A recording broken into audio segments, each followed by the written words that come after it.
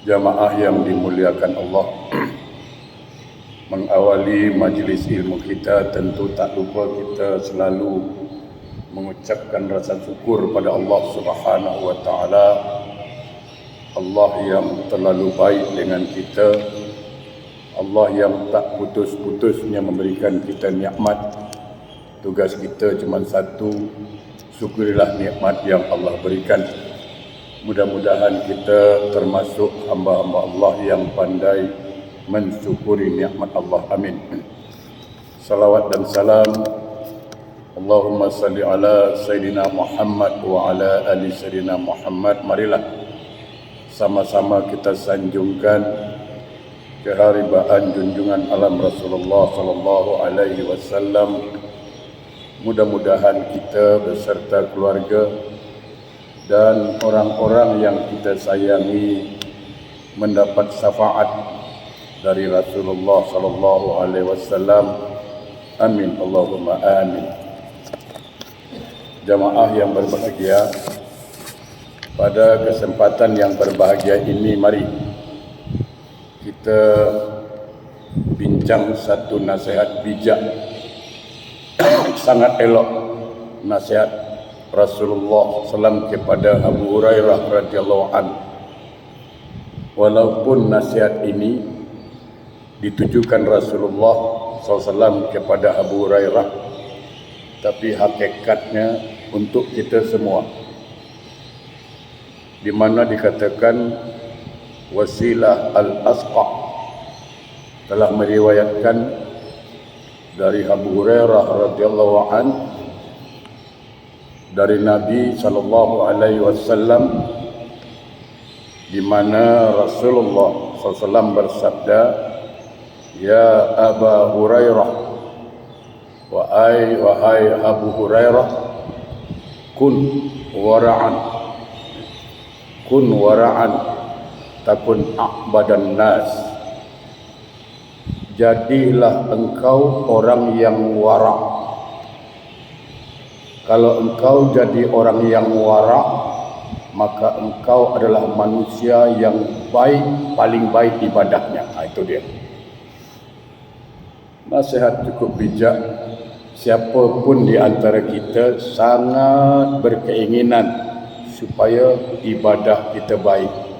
Solat baik, khusyuk, tumakninah, puasa kita baik, terhindar dari perkara-perkara yang membatalkan puasa. Artinya semua ibadah itu akan kita lakukan dengan baik. Maka pesan Rasulullah SAW kepada Abu Hurairah, kun wara'an, jadilah orang yang wara'. Wara' itu apa? Itu dulu. Kadang orang cakap, orang tu selalu pergi masjid, dia wara'.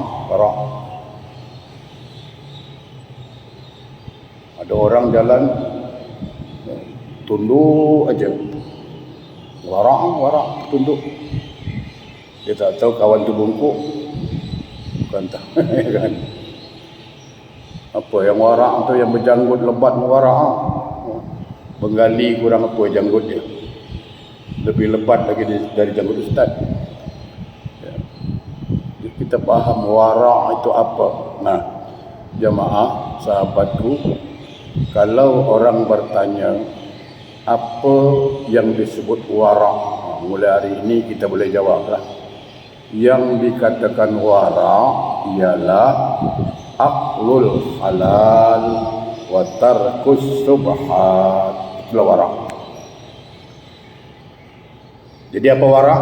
Aqlul halal wa tarkus subhat, yaitu memakan barang yang pasti halalnya.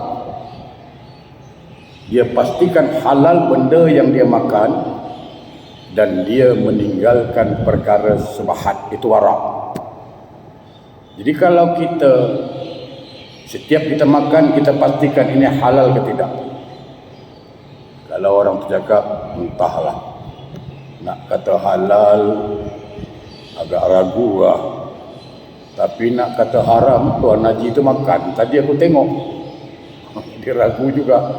Nah, orang yang wara' dia tinggalkan ini karena ragu dia. Sebab jelas Nabi mengatakan al-halal bayyin, al-haram bayyin.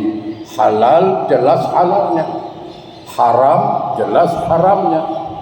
Nah, kalau subhat tidak jelas. Nak kata halal entahlah, nak kata haram entahlah, tak jelas. Maka orang yang dikatakan wara' dia akan tinggalkan makanan seperti ini. Nah, ini pesan pertama. Jadi kalau kita ingin ibadah kita baik, solat khusyuk, solat tertib, tumakninah, usahakan makan yang pasti halalnya. Jamaah yang berbahagia, kalau kita rujuk dalil Quran, silakan rujuk Al-Quran surah Al-Baqarah 172. Al-Baqarah 172. Di ujung ayat itu dikatakan in kuntum iyyahu ta'budun. Seandainya kata Allah, andai kata sekiranya engkau ingin beribadah sungguh-sungguh kepadaku. Kalau kita betul-betul nak beribadah kepada Allah dengan ibadah yang baik, menurut Al-Quran Al-Baqarah 172, dua syaratnya. Satu, syukran. Terima kasih. Pertama, makanlah rezeki yang baik-baik yang Allah sudah siapkan. Itu dia pertama. Jadi sama dengan pesan Rasulullah tadi. Makan yang pasti halalnya. Kalau istilah agama, halalan thayyibah, halal lagi baik. Itu pertama. Yang kedua, waskuru lillah. Jadilah orang yang pandai mensyukuri nikmat Allah. Jemaah yang berbahagia, kenapa makan yang haram ini berbahaya? Nah, ada satu hadis Nabi yang barangkali selalu kita dengar, di mana dikatakan nabata minas suhti min haram fannaru aula bih. Setiap daging yang tumbuh dari yang haram, maka neraka lebih baik buat dirinya. Artinya ketika kita makan sumber yang haram, mungkin barangnya halal, ayam tu halal, cuman dari duit nombor. Memanglah kita makan daging kambing halal, tapi duit judi tetap haram karena sumbernya pendapatan dari yang haram. Ketika kita makan sumber yang haram, maka hidayah yang ada pada hati kita itu akan mati. Nabata minasuti min haram, setiap daging yang tumbuh dari yang haram, fannaru aulabi, neraka lebih baik buat dirinya. Maksudnya, bila kita makan sumber yang haram, hidayah mati, maka untuk mengamalkan amalan surga itu sudah sulit, sudah susah, sudah payah, berat betul dia. Kerana hidayah tak ada, mati hidayah itu. Rahmat Allah itu mati dia. Sementara kita boleh beramal kerana rahmat Allah, atas kasih sayang Allah. Kalau tak ada rahmat Allah, sulit beribadah.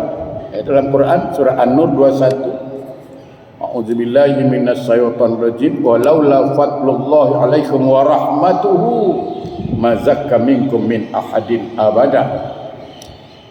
Kalau bukan fadilahku dan rahmatku, kata Allah, tak ada orang yang baik selama-lamanya. Jadi kita boleh baik kerana rahmat Allah. Kita boleh datang masjid kerana rahmat Allah. Kita boleh solat kerana rahmat Allah. Nah, ketika kita makan yang haram, rahmat Allah itu mati. Itu yang membuat dia berat ibadah. Nah, tapi kalau amalan neraka, laju. Ajak pergi masjid, tak mau. Ajak pergi diskotik, okay, let's go. Faster, faster, faster. Kan cepat ikan gabus, lagi cepat, lagi bagus. Kan itu. Tapi ajak pergi masjid, tak mau. Ajak pergi Al-Kalabu Malami, okey, no problem. Ajak baca surah Yasin malam Jumaat, tak mau. Itu bahaya makan yang haram ni. Ya. Satu lagi jemaah yang berbahagia, kadang-kadang kita sebagai suami lalai. Ya, kita kasih makan orang rumah kita, anak kita dengan sumber yang haram. Lalu anak pelawan dengan kita, isteri pelawan. Jangan salahkan anak isteri.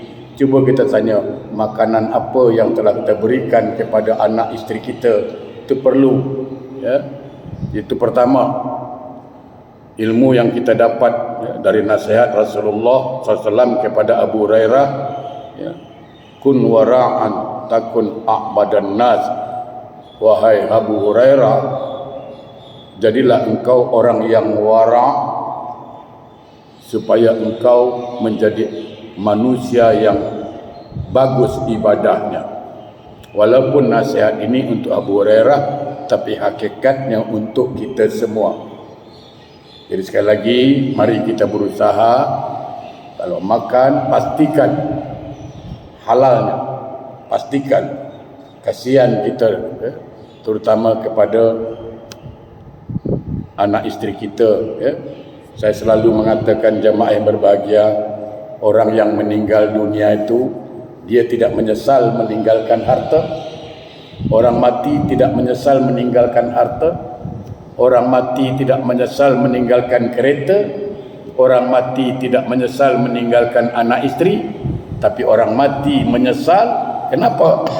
Karena meninggalkan amal soleh. Itu dia. Itu satu. Yang kedua, pesan Rasulullah kepada Abu Hurairah, wa kun qani'an takun askaran nas.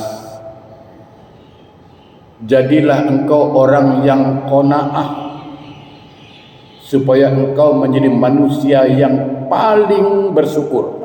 Itu dia.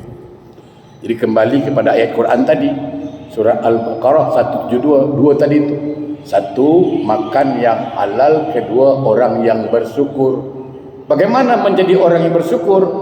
Jadilah orang yang qanaah. Qanaah itu apa benda, Ustaz? Kalau warak kita dah faham, aklul halal wa tarkus subahat. Memakan hanya benda-benda yang halal. Memakan minum pasti halalnya. Subahat ditinggalkan. Apa subahat? Yang meragukan. Nak kata maaf, nak kata halal entahlah, nak kata haram entahlah. Tinggalkan. Qanaah apa? Qanaah ialah menerima apa yang Allah telah berikan. Ini cuba kita fikir baik-baik. Kita diperintahkan oleh Allah dalam Al-Quran. Salah satu ayatnya mengatakan apa? Ya ayyuhallazina amanu dzkurullaha katsiran wasabbihuhu bukratan wa asila. Bertasbihlah engkau kepada Allah pagi dan petang. Artinya bukan setakat baca tasbih. Kita boleh baca tasbih subhanallah subhanallah subhanallah subhanallah subhanallah subhanallah. Itu baca tasbih. Bagus. Yang Quran maksud bukan setakat baca tasbih, mentasbihkan Allah, itu yang penting. Kalau baca tasbih semua orang boleh, subhanallah subhanallah subhanallah, apa susah? Tapi mentasbihkan Allah itu yang penting. Apa itu? Memahasucikan Allah. Artinya tidak ada yang salah bagi Allah. Tidak ada yang salah keputusan Allah. Tidak ada yang salah terhadap ketentuan Allah. Dan tidak ada yang salah keputusan Allah. Apapun yang Allah berikan kepada kita, apapun yang Allah takdirkan kepada kita, itu yang terbaik menurut Allah. Itu dia qanaah. Jadi kalau ada kita mengeluh, aku heran, aku berdoa kan dari tahun lalu berdoa sampai sekarang belum kabul lah. Macam Allah macam tak kabul, tapi dia baca subhanallah. Apa maknanya tu? Dia mengatakan Allah tu maha suci. Maha suci apa? Maha suci dari segala ketidakmampuan, Maha suci Allah dari ketidaksanggupan, Maha suci Allah dari apa yang kau sangkakan, Maha suci Allah dari kebohongan. Semua sifat Allah Maha suci. Kenapa kau mengeluh? Saya makin rajin sembahyang kan, makin banyak cobaan. Dah satu lagi masalah. Kau baca tasbih tapi itulah kadang-kadang tidak memahami. Kalau cobaan yang kita rasakan belum seberapa dengan cobaan Nabi, belum seberapa saya katakan, ya kan? Nabi itu lagi teruklah cobaannya. Kita dicuba sikit dia batuk sikit dah panggil ustaz bacakan suratul Fatihah. Ya kan? Baru batuk sikit dah minta ustaz bacakan Fatihah, apa batuk ustaz. Nah, tu.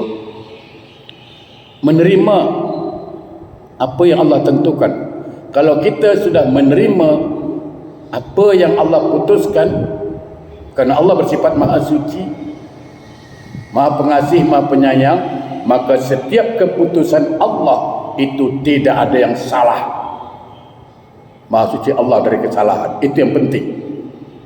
Kalau itu kita buat, maka kita adalah hamba yang pandai bersyukur. Allah kasih kita isteri, qanaah atau tidak? Artinya apa? Kalau kita qanaah, kita terima kekurangan isteri kita terimalah. Tidak ada manusia yang tidak ada kelemahan, kekurangan. Kalau ada kelebihan isteri kita, itu anugerah. Kalau ada kekurangannya, itulah cobaan. Tapi tetap qanaah. Jangan dibanding-bandingkan isteri kita dengan isteri tetangga, susah. Ya kan? Jangan. Menerima. Alhamdulillah, ya Allah, aku ada kereta. Tetangga sebelah punya motor je, alhamdulillah. Yang punya motor cakap alhamdulillah punya motor. Tetangga sebelah naik basikal ke mana-mana. Yang punya basikal alhamdulillah ada basikal. Tetangga aku jalan kaki ke mana-mana. Yang jalan kaki cakap alhamdulillah jalan kaki boleh jalan. Tetangga aku punya kaki tak boleh jalan. Yang tak boleh jalan lumpuh pun alhamdulillah, walaupun lumpuh masih hidup. Semalam tetangga aku jalan tak balik-balik sampai sekarang, meninggal dah. Tu bersyukur. Alhamdulillah ada rumah 3 bilik. Aku tengoklah orang sana tu rumah, ya Allah, situlah bilik, situlah makan, situlah kencing, situlah berak. Allahu Akbar. Dunia pandang ke bawah, akhirat baru pandang ke atas. Itu dia. Orang Singapura insya-Allah ya, mati pasal makan, orang lain mati tak makan. Itu dia. Bersyukur kita. Betul, bersyukur. Orang Singapura mati pasal makan. Makan itu tak boleh, makan ini tak boleh, makan itu tak boleh, takut mati. Sementara orang lain mati pasal tak makan. Qanaah, menerima apa yang Allah dah berikan. Nah, maka dia menjadi orang yang bersyukur. Nah, jemaah yang berbahagia, cuba ya, saya selalu mengatakan, tadi saya ulang balik, kita mentasbihkan Allah. Allah Maha Suci. Maha Suci Allah dari sifat bohong. Itu dulu. Nah, salah satu firman Allah yang selalu kita dengar, a'udzubillahi minasyaitonir rajim, la in syakartum la azidannakum. Surah Ibrahim ayat 7. Apa kata Allah? Barang siapa pandai bersyukur atas nikmat yang aku berikan, nanti aku tambah nikmat itu. Itu ayat Al-Quran ya. Kalau kita baca Quran, perhatikan Al-Baqarah ayat 2 itu. Zalikal kitab, ini kitab la raiba fihi, tidak ada keraguan. Hudallil muttaqin, dia petunjuk. Jadi orang Islam tak boleh ragu dengan firman Allah. Kalau dia ragu dengan Al-Quran, saya khawatir batal imannya. Maka Allah mengatakan, siapa yang bersyukur atas nikmat yang aku berikan, nanti aku tambah. Nah itu. Jadi kalau kita mensyukuri nikmat yang Allah berikan, maka nikmat yang lain datang terus. Karena itu janji Allah. Janji Allah itu.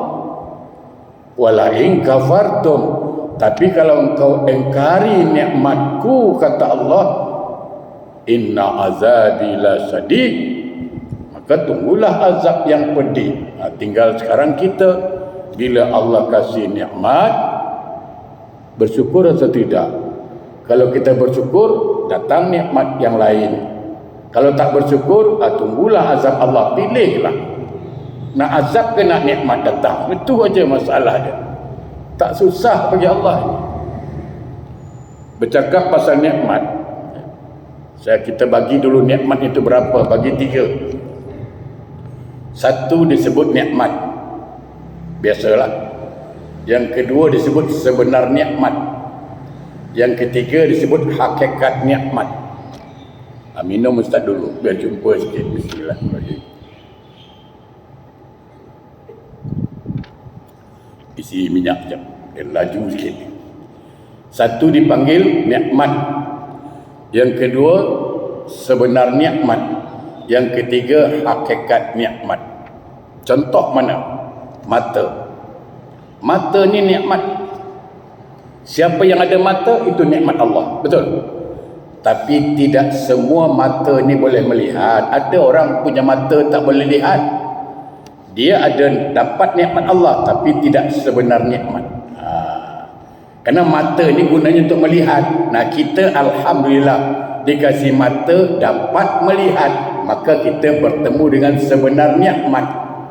Tapi belum tentu hakikat nikmat. Apa hakikat nikmat? Kemana mata ni digunakan? Itu dia.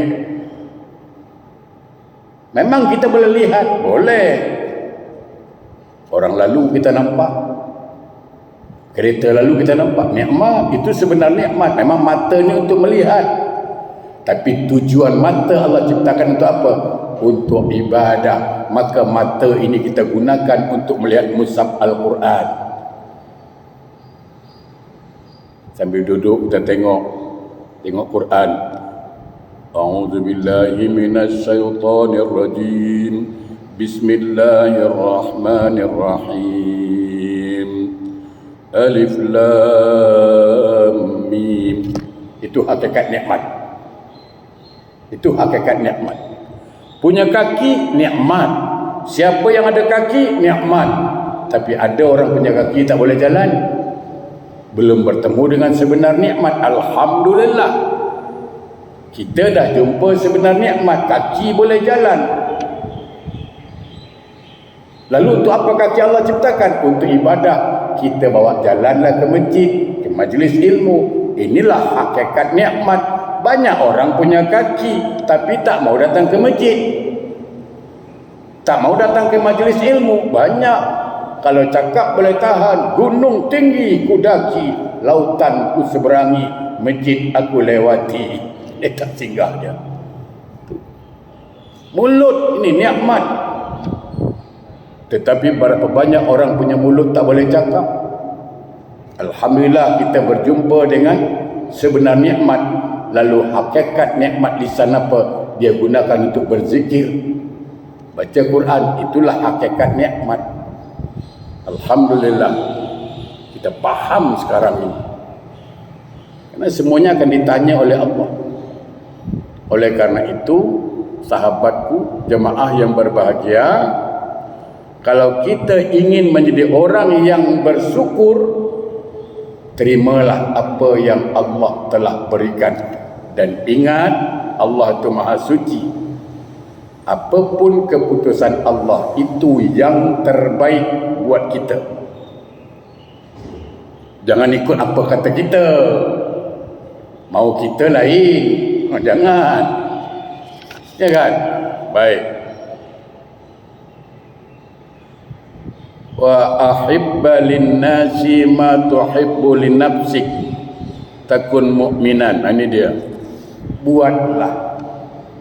Buatlah kata Nabi, apa yang engkau senangi orang lain buat pada engkau, macam itulah engkau buat dengan orang. baru betul-betul engkau beriman. Tu. Engkau suka dipuji orang, engkau kena selalu puji orang. Itu baru betul. Itu orang beriman. Jangan kita suka dipuji, tapi kita mencela orang suka. Taklah tu. Tak betul itu. Kita suka menghina orang, tapi kita tidak disanjung orang pula. Jangan deh. Apa cerita tu? Tidak. Kalau kita mau dihormati orang, hormati orang. Itu dia.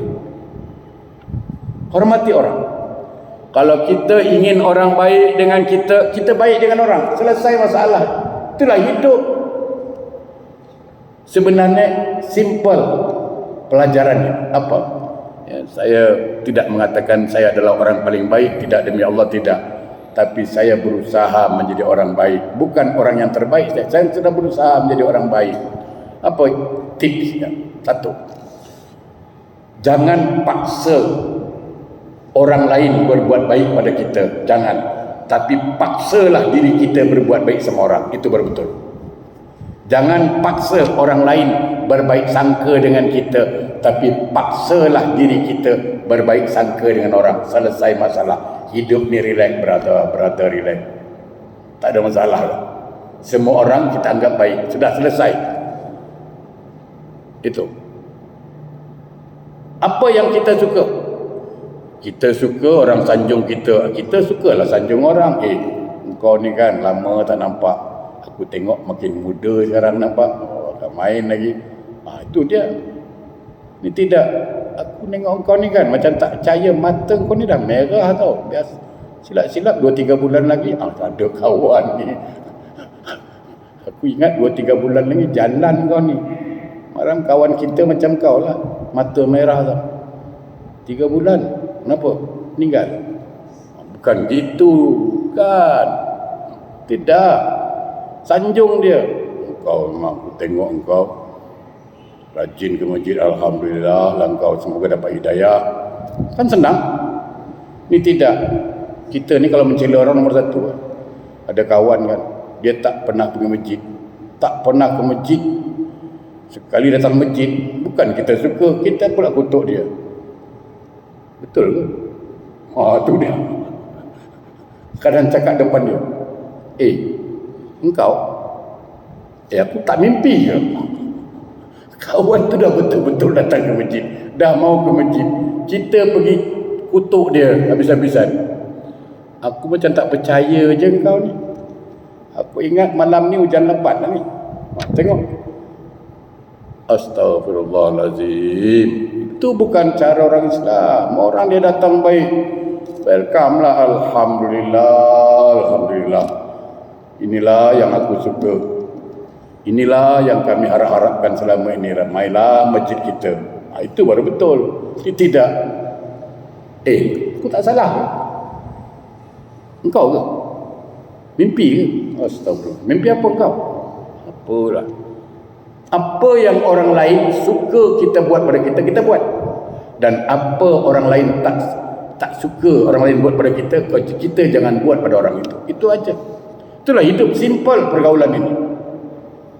Saya suka dengan Pak Haji ramah. Saya ramah dengan Pak Haji. Jumpa, Assalamualaikum. Saya suka orang hormat saya kena hormat orang. Itulah hidup. Ya. Sebagai orang beriman. Wa ahsin mujawarata man jawaraka takun musliman. Berbuat baiklah dengan tetangga supaya engkau betul-betul jadi orang Islam. Orang Islam tu paling baik dengan tetangga. Tak kira lah Islam tak Islam. Sekarang ada orang bukan Islam sakit tetangga. Boleh tengok tak? Boleh. Siapa yang larang? Boleh tengok. Boleh doakan ustaz? Boleh. Tapi harus ada ilmunya. Yang boleh didoakan bab dunia, bab akhirat tak boleh. Itu. Jadi kita tengoklah kawan. Kebetulan dia bukan Islam. Dia sakit, kita tengok, lalu kita doakan, semoga engkau dapat cepat sembuh. Boleh. Semoga engkau cepat sembuh. Semoga cepat sembuh, dapat kerja lagi. Semoga berhasil engkau. Apa salah? Dunia, semoga engkau cepat sembuh. Jangan pula, tak apa, semoga sakit engkau ni kan mendapatkan diampunkan Allah dosa-dosa engkau, semoga masuk surga engkau. Itu salah. Tidak. Ya. Sepanjang doa soal dunia, tak ada masalah. Sekarang ada orang bukan Islam kasih kita jam tangan hadiah. Habis apa nak cakap? Terima kasih. Semoga awak sukses selalu dalam usaha, awak punya company jalan bagus. Baguslah, doa juga apa. Jangan doa soal agama dah lah. Jangan. Semoga Allah rahmati engkau, semoga engkau masuk surga, lapang kubur engkau, senang jawab bukan nangkir. Oi, itu dah lain cerita lah tu. Soal agama tak sah, soal dunia boleh. Itulah. Tak kira lah tetangga siapa pun, kita kena baik. Dia sakit, kita tengok. Dia meninggal, kita hormati. Rasulullah tu tengok orang meninggal, dia berdiri. Sahabat mengatakan, ya Rasulullah, itu bukan Islam. Kata Nabi, dia manusia pun. Hormat. Jadi orang Islam itu adalah orang yang baik dengan tetangganya. Selanjutnya, wa aqillat dahka fa inna kasratad dahka tumitul qalb. Kurang-kurangilah tertawa terbahak-bahak, karena banyak tertawa itu boleh mematikan hati. Bukan tak boleh ketawa, boleh. Siapa cakap tak boleh ketawa? Ya kan? Saya pernah ketawa terbahak-bahak. Ya, pernah satu hari, ni cerita lah. Boleh? Boleh cerita tak? Boleh penutup cerita. Ini ada ilmu di sini. Apa? Ilmunya begini. Supaya kita kalau dengar cakap orang, kena faham betul-betul, selidik betul-betul. Jangan langsung terima. Ada satu, ni cerita lah. Dia ni hantar-hantar makanan ni lah. Apa? Gojek kan? Gojek panggil ya? Gojek lah. Di Indonesia panggil ojek lah. Okay. Kita duduk, ustaz duduk depan dia lah. Satu tempat lah di kedai. Berbual lah. Apa kerja? Hantar-hantar barang makan lah. Oh. Satu hari dapat berapa? Kalau Indonesia cakap 200,000. Lebih kurang $20 satu hari lah. $20, $30, kadang $15. Oh. Kita tanya, ustaz tu tanya. Tapi kalau dapat $20, untuk apa? Dia pun cakap, kalau dapat $20, $15 untuk umrah, $5 untuk makan lah. Wah, ini ustaz mulai bagus untuk umrah $15, makan $5. Engkau memang bagus lah. Tapi kalau dapat $15, kalau dapat $15, sama $12 untuk umrah, $3 buat makan. Wah, ustaz ni pun cakap lah, mudah-mudahan Allah mudahkanlah engkau umrah. Dia pun amin lah. Semoga Allah mudahkan rezeki engkau, amin, katanya. Sehat badan engkau, semoga tercapai cita-cita engkau, amin. Jadi sebagian pendapatan kau untuk apa? Untuk umrah. Ustaz ni pun kasihan tau. Dia pergi rumah dia nak tolong sikit lah. Kalau nak pergi kurang-kurang sikit, dia boleh tolong. Itulah maksudnya. Dia pergi rumah kawan ni. Assalamualaikum. Waalaikumsalam. Oh ustaz, apa khabar ustaz? Baik. Alhamdulillah ustaz boleh datang rumah saya. Syukurlah. Saya duduk ustaz, duduklah ustaz ni. Tak lama keluar satu perempuan, muda lagi. Ustaz, kenalkan ini isteri saya. Oh. Siapa nama dia? Umrah ustaz. Rupanya isteri dia namanya Umrah. Ingatkan nak pergi umrah. Masya Allah, dah kena bodoh saya. Dia betul cakap. Dia dapat duit untuk umrah. Betul lah untuk umrah. Saya ingat pergi umrah. Rupanya isteri dia nama Umrah. Itu kan. Saya langsung balik dalam hati saya. Itulah kesilapan. Kalau nak tanya, biar habis-habis. Ini tanya tanggung-tanggung, adalah penyakitnya. Itulah ilmu yang saya dapat. Ternyata isterinya nama Umrah. Ingatkan nak pergi umrah dia. Kita pun semangat nak tolong. Rupanya ini ustaz. Siapa isteri saya ustaz? Namanya Umrah ustaz. Saya pun tepuk dahi. Dalam hati mengatakan, bodohnya aku tak tanya habis. Ya, baik. Mudah-mudahan bermanfaat.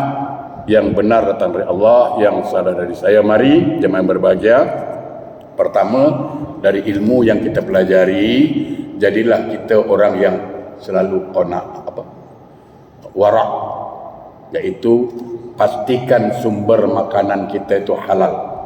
Itu pastikan dulu, supaya kita menjadi orang yang baik dalam ibadah. Yang kedua, jadilah orang yang qanaah, menerima apa yang Allah telah tentukan pada kita, dan ingat itulah yang terbaik sebenarnya. Karena Allah itu bersifat maha suci, tidak ada yang salah bagi Allah. Semua keputusan Allah itu yang terbaik.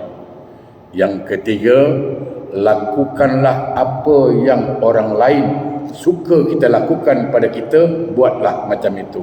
Kita suka dipuji orang, maka kita sukalah memuji orang. Yang terakhir, hendaklah berbuat baik dengan tetangga, tak kiralah, apalagi berbuat baik dengan keluarga dan buat orang tua. Itu penting. Maaf saya katakan, saya tambah sedikit, walaupun sorban kita melintang besar, walaupun isteri kita berjilbab, tak cukup berjilbab, pakai purdah isteri kita, tutup semua isteri kita, anak kita semua pesantren, anak kita hafal Quran, tapi kalau kita na'udzubillah min zalik, menyakiti hati orang tua, tidak memperdulikan orang tua, maka haram dia masuk surga. Hati-hati. Baik dengan tetangga itu perlu, tapi baik dengan mak bapak itu lebih perlu lagi. InsyaAllah bermanfaat. A'udzubillahi minasyaitonirrajim. Bismillahirrahmanirrahim. Alhamdulillahirabbil alamin. Allahumma salli ala sayyidina Muhammad wa ala ali sayyidina Muhammad. Allahumma arinal haqqa haqqa warzuqna ittiba'ah wa arinal batila batila warjnabah. Allahumma a'inna ala zikrika wa syukrika wa husna ibadatik. Rabbana atina fid dunya hasanah wa fil akhirati hasanatan wa qina azabannar. Walhamdulillahi rabbil alamin.